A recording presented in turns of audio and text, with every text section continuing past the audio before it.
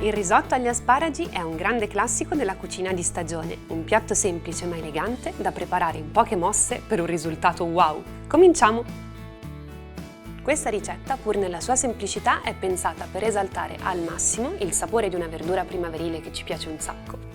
Pochi semplici trucchetti come cuocere a parte le punte, ridurre parte dell'asparago in rondella e utilizzare gli scarti per il brodo. Cominciamo proprio da qui. Riconoscere lo scarto in un asparago è molto semplice, ti basterà spezzarlo in questo modo, così la parte tenera resta separata da quella dura e coriacea che utilizziamo per il brodo.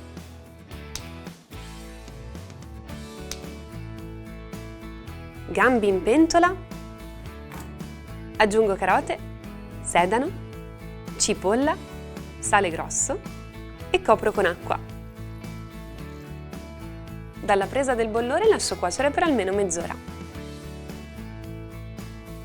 Posso occuparmi adesso delle punte dell'asparago che utilizzerò per la decorazione finale del piatto. Vado a staccarle dal resto del gambo. Quelle più grosse, come questa, posso tagliarle a metà per il lungo. Quelle piccole così non ne hanno bisogno. Le sbollento per 2 minuti al massimo in acqua bollente salata. E vado a raffreddarle immediatamente in acqua e ghiaccio.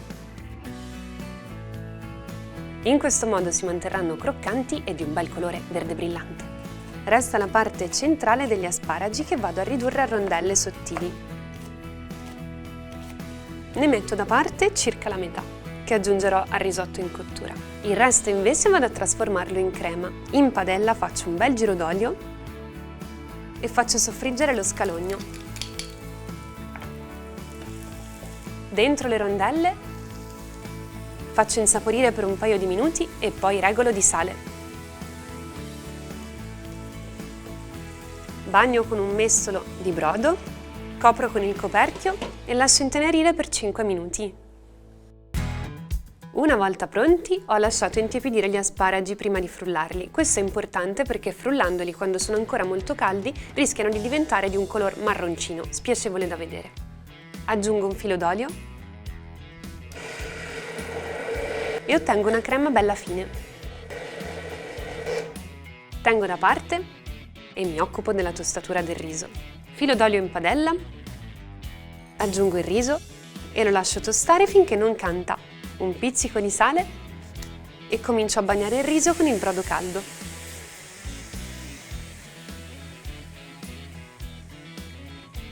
Verso metà cottura aggiungo le rondelle di asparagi che avevo tenuto da parte. E proseguo aggiungendo altro brodo. A pochi minuti dalla fine della cottura aggiungo quasi tutta la crema di asparagi ed ecco che diventa verde. E prima di mantecare lascio riposare coperto per 2 minuti.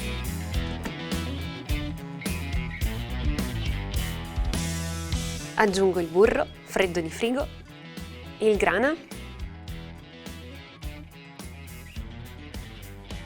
il resto della crema,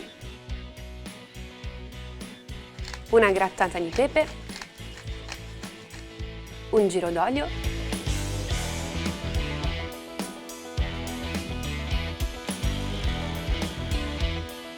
e le punte d'asparago che avevo tenuto da parte. Un'ultima mescolata e il risotto è pronto.